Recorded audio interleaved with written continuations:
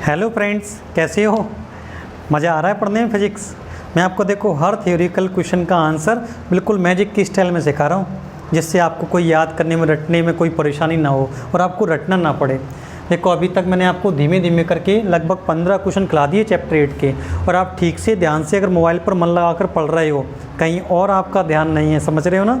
कहीं और आपका ध्यान नहीं है, पूरा ध्यान प्रॉपर पढ़ाई पर लगा रहे हो, तो समझ लो आपको फर्स्ट क्लास फिजिक्स याद हो रही होगी। क्वेश्चन नंबर 16 पर पहुंच गए हैं फ्रेंड्स। अपन देखेंगे क्वेश्चन नंबर 16 क्या है। तुल्यकाली उपग्रह किसे कहते हैं? पृथ्वी की सतह से इसकी ऊंचाई कितनी है? तुल्यकाली उपग्रह क्या होता है और पृथ्वी की सतह से इसकी ऊंचाई कितनी है? उपग्रह, सबसे पहले मैं आपको थोड़ा सा ग्रह और उपग्रह के बारे में समझा देता हूँ बेटा, कि क्वेश्चन में इसका काम पड़ेगा। तो पहले आप ये समझ लें ग्रह क्या होता है और उपग्रह क्या होता है। एक बढ़िया मैजिक वाली स्टाइल से समझा देता हूँ मैं आपको, और इसी को समझते समझते आपको एक रियल लाइफ की अपने की एक सीख भी मिलेगी, है ना? तो देखेंगे बेटा अपन एक अच्छे तरीके से समझा रहा हूँ मैं आपको ग्रह क्या होता है और उपग्रह क्या होता है। अपन इस रियल लाइफ के हिसाब से बेटा ग्रह को मान सकते हैं अपन बाप, और उपग्रह को मान सकते हैं अपन बेटा। ठीक बेटा, ग्रह को मान सकते हैं अपन बाप और उपग्रह को मान सकते हैं अपन बेटा।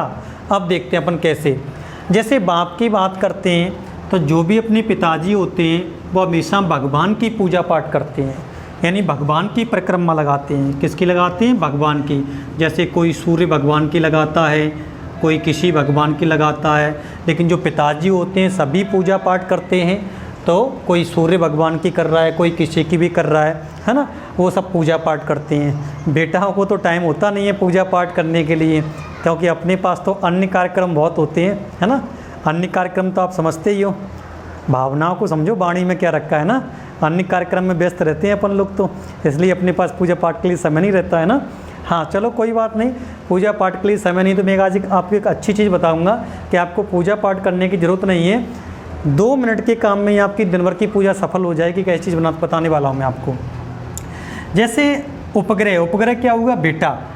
यानी कुल मिला के अपन ऐसा मान सकते हैं बेटा कि ग्रह जो होता है, ग्रह वो हमेशा सूर्य की परिक्रमा करते हैं। ग्रह जो होते हैं हमेशा किसकी परिक्रमा करते हैं? सूर्य की करते हैं। और ग्रह का जो एक छोटा रूप होता है उसे अपन उपग्रह बोलते हैं। और उपग्रह क्या करते हैं? उपग्रह जितने भी होते हैं बेटा वो सब ग्रह की परिक्रमा करते हैं।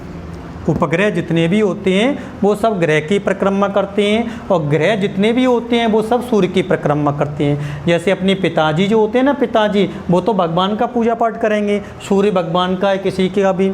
अपन बेटा हैं तो अपन को किसी की पूजा पाठ करने की ज़रूरत नहीं है। अपन केवल अपने माता पिता का परिक्रमा लगाते रहो, अपन केवल अपने माता पिता की पूजा करते रहो, माता पिता के चक्कर लगाते रहो, तो समझ लो अपनी सारी पूजाएं सफल हो जाती हैं। किसी भी मंदिर मस्जिद पर जाने की आवश्यकता नहीं है बेटाओं को, बस केवल अपने माता पिता की पूजा करते रहो। जब भी घर से अपन निकलते हैं सुबह तो हमेशा अपने बॉयज़ खासकर अपने माता पिता के पैर छूकर निकलें घर से। पैर छूने का मतलब आपने अपने माता पिता की परिक्रमा लगा दी, है ना? क्योंकि अपन उपग्रह है ना, तो अपन अपने माता पिता के पैर छू सकते हैं। लड़कियाँ जो होती हैं गर्ल्स, हमेशा सुबह उठ के अपने मम्मी पापा को जय राम जी की या गुड मॉर्निंग कुछ भी बोल सकती हैं, उसके बाद घर से निकल सकती हैं, है ना? शुरुआत में आप माता पिता के पैर छुओगे बड़ा अजीब सा लगेगा, क्योंकि हैबिट में नहीं है।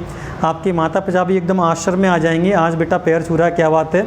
लेकिन 2-4-5 दिन आप अपना रूटीन बनाओगे कि डेली घर से पैर छूकर निकलोगे, तो आपके सारे काम सफल होंगे बेटा। कहीं भी आप पढ़ने के लिए जाते हो, पढ़ाई में अच्छा मन लगेगा, जल्दी समझ में आएगा, जल्दी याद होगा, अगर घर से अपन माता पिता के पैर छूकर निकलते हैं। तो माता पिता का जीवन में सम्मान करना बहुत ज़रूरी है बेटा, चाहे अपन कितने ही बड़े हो जाएं, सबसे पहले माता पिता का सम्मान करना चाहिए। अगर माता पिता का सम्मान नहीं करते तो सारे तीर्थ भी बेकार हैं और कोई सफलता नहीं मिल सकती है। देखेंगे बेटा यहाँ पर अपन, मैंने बताया ग्रह जितने भी होते हैं वो सब सूर्य की परिक्रमा करते हैं, और उपग्रह, उपग्रह जो होते हैं वो किसकी परिक्रमा करेंगे? ग्रह की परिक्रमा करेंगे। जैसे पृथ्वी, पृथ्वी अपना क्या है? ग्रह। पृथ्वी अपना ग्रह है तो वो किसकी परिक्रमा करता है? सूर्य की। सूर्य पूर्व से निकलता है और पश्चिम में जाकर डूब जाता है, तो हमारी पृथ्वी किसकी परिक्रमा कर रही है? सूर्य की परिक्रमा कर रही है, क्योंकि वो ग्रह है बेटा। और उपग्रह जो होता है वो किसकी परिक्रमा करेगा? पृथ्वी की परिक्रमा करेगा। अगर पृथ्वी का उपग्रह है तो वो किसकी परिक्रमा करेगा? पृथ्वी की परिक्रमा करेगा बेटा। तो अब देखो मैं आंसर आपको समझाता हूँ। जैसे सपोज दैट ये मैंने आपके सामने एक उपग्रह बना दिया। क्या बना दिया? एक उपग्रह बना दिया। ये बेटा मैंने आपके सामने पृथ्वी का अक्ष बना दिया। पृथ्वी का अक्ष, इस निशान को मैंने आपको फिजिक्स में समझाया था, लंबवत होता है, लंबवत का साइन है। ठीक बेटा, ये पृथ्वी की सतह है। पृथ्वी की सतह, पृथ्वी की सतह से इसकी जो ऊंचाई होती है वो 36,000 किलोमीटर होती है। ये अपना पश्चिम, ये अपना पूर्व। अभी मैंने आपको समझाया उपग्रह किसकी परिक्रमा करेगा? ग्रह की। तो पृथ्वी क्या है? अपना ग्रह है। तो ये वाला उपग्रह बेटा किसकी परिक्रमा करेगा? पृथ्वी की परिक्रमा करेगा। और उल्टी परिक्रमा करता है, पश्चिम से पूरब की साइड जाता है। जैसे अपनी पृथ्वी कहाँ जाती है? पूरब से पश्चिम की साइड जाती है। लेकिन जो उल्टा जाएगा बेटा, ये कहाँ जाएगा? ये पश्चिम से पूरब की साइड जाएगा। ऐसे पश्चिम से पूरब की साइड जाएगा। तो सबसे पहले मैं आपको एक एग्जाम्पल दे के समझा देता हूँ। जैसे सपोज दैट अगर अपन को मुरैना से, चलो अपन को ग्वालियर से अगर मुरैना जाना है, ग्वालियर से अगर मुरैना जाना है और ग्वालियर से मुरैना जाने में अगर 1 घंटे का समय लगता है, गाड़ी की स्पीड कांस्टेंट लेके जाते हैं अपन, और ग्वालियर से मुरैना जाने में 35 किलोमीटर का सफ़र है ग्वालियर से मुरैना। अगर ग्वालियर से मुरैना जाने में 1 घंटे का समय लगता है आपको, तो मुरैना से वापस ग्वालियर आने में कितना समय लगेगा? बताओ कितना समय लगेगा? वही 1 घंटे का, क्योंकि डिस्टेंस तो वही 35 किलोमीटर ही रहेगी। तो ग्वालियर से मुरैना जाने में 1 घंटे का समय लगेगा बेटा, तो मुरैना से ग्वालियर आने में भी 1 घंटे का ही समय लगेगा।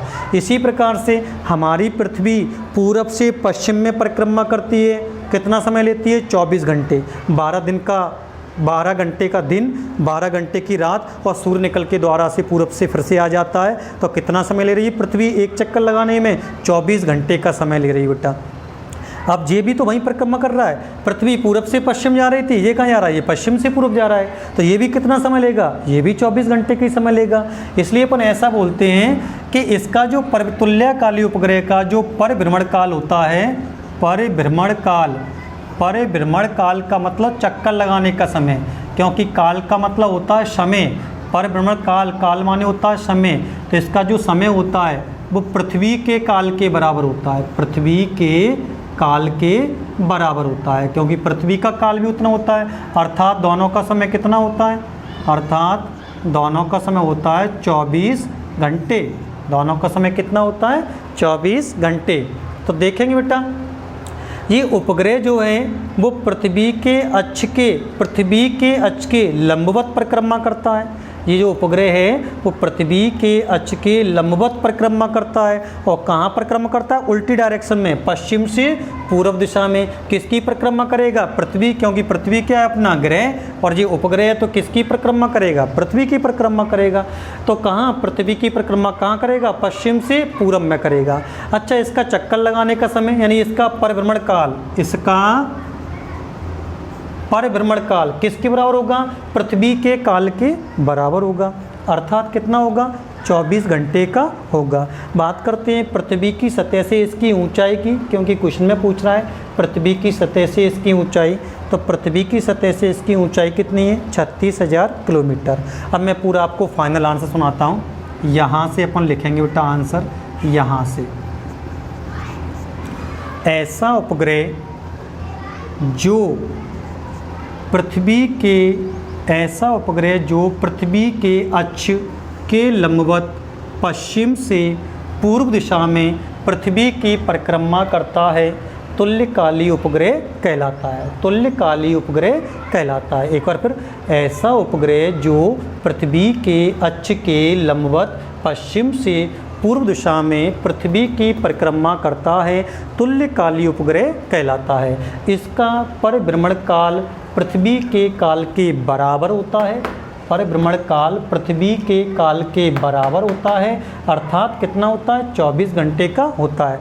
पैराग्राफ चेंज करके ऐसा लिख देंगे, पूछ रहा ना पृथ्वी की सतह से इसकी ऊंचाई कितनी है, तो पृथ्वी की सतह से इसकी ऊंचाई लगभग 36,000 किलोमीटर है। समझ में आया बेटा?